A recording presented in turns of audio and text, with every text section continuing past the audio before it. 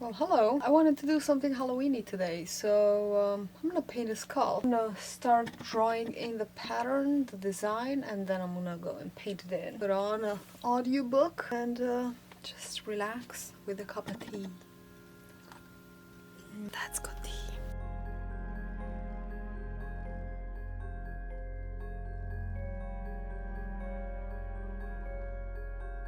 So I've got the skull sketched in really loosely. Now I'm gonna start going in with some paint. Death is our eternal companion.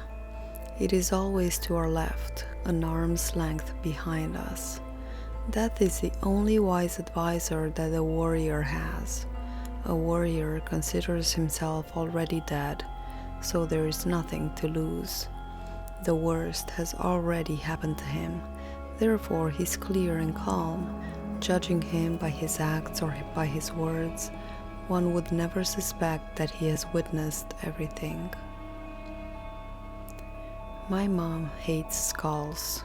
Well, rather the representation of skulls in any form. A naturally superstitious Romanian woman, she sees in them a symbol of death, mortality, sickness, bad luck, and quite possibly the inachievable nature of immortality. She's going to call me right after I publish this video, I know it, and ask me why I didn't instead paint some cherubs or angels or some other light beings. But the skull does serve as a valuable reminder that death will come to all of us one day. This knowledge might cause us to reflect on our own mortality from time to time, which is a very uncomfortable thought for most of us modern people.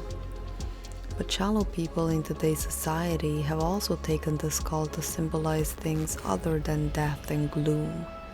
It can be associated with something cool that you can wear as jewelry, print on a t-shirt, use as a painting model, or even have tattooed on your body to serve as a constant reminder that we are mortal beings, and underneath all this fleshy flesh that we constantly toil to keep alive and satiated, at the end of it all awaits us the ever-grinning skull that laughs at all of our constant hustle and rise and grind culture. For the Aztecs, the skulls are not only symbols of death, but also life, rebirth, and overcoming the fear of death. To this day, Mexicans celebrate Dia de los Muertos, a celebration where families welcome back the souls of their deceased relatives for a brief reunion that includes food, drink, and celebration. Funny how the living manage to make even a celebration of death about indulging in our earthly pleasures. After all, a big part of what makes life worth living is taking full advantage of the tube that keeps the meat around the skeleton going.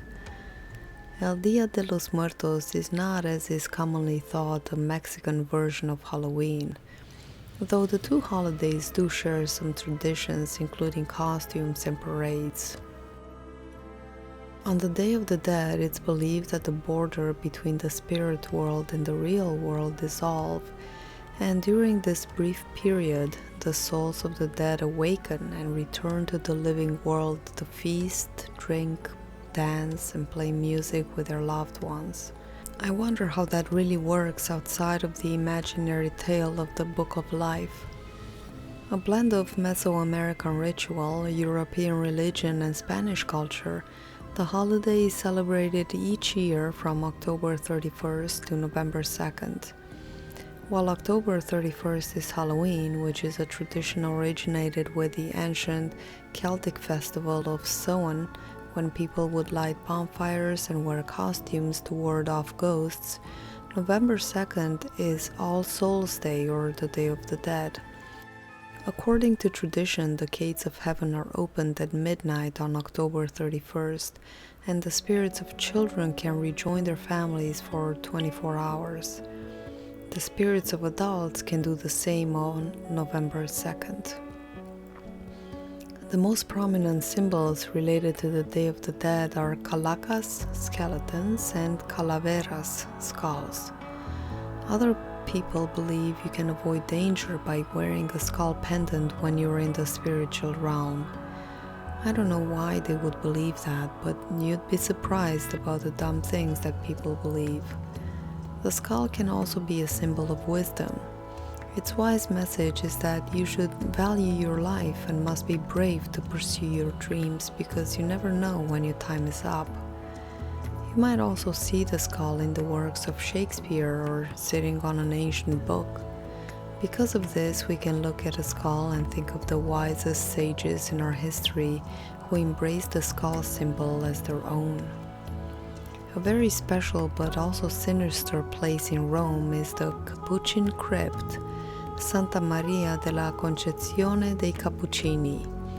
This moderately lit crypt consists of 5 chapels, each of which is decorated with bones, skulls, and sometimes even complete skeletons, and one boneless chapel with the altar. You finish the tour in the last chapel with the special message, "Quello che voi siete noi eravamo, quello che noi siamo voi sarete." Translated, exactly what you are now, we once were. What we are now will become you. But this is not the only creepy church or chapel that is made of bones. Morbid or fascinating, these churches have otherworldly stories to tell. The Sedlec ossuary in Czech Republic houses the eldritch chandelier made of human bones that contains at least one of every human bone. The church itself is decorated with more than 40,000 to 7,000 human skeletons that before death requested to be buried in a holy place, so the church was happy to take them in for decorum. Then there's the San Bernardino alle Ossa church in Milan, the Skull Chapel in Chermna, Poland, the Capella dos Ossos in Portugal, the Monastery of San Francisco in Peru, the medieval ossuary in Spain, Saint Michael Church in Ireland, the Skeleton Wall in Tibet, the Catacombs of Paris, among many others. Some of them have inspiring messages such as, "Our bones that are here wait for yours," and "As you see yourself, I saw myself too. As you see me, you will see yourself. Everything ends in this. Think about it and you won't fall into sin." These are just a few of the skull and bone artworks around the world, sights truly worth seeing if you are looking for a genuine experience of human life. In a world where death is the hunter, my friend, there is no time for regrets or doubts. There is only time for decisions.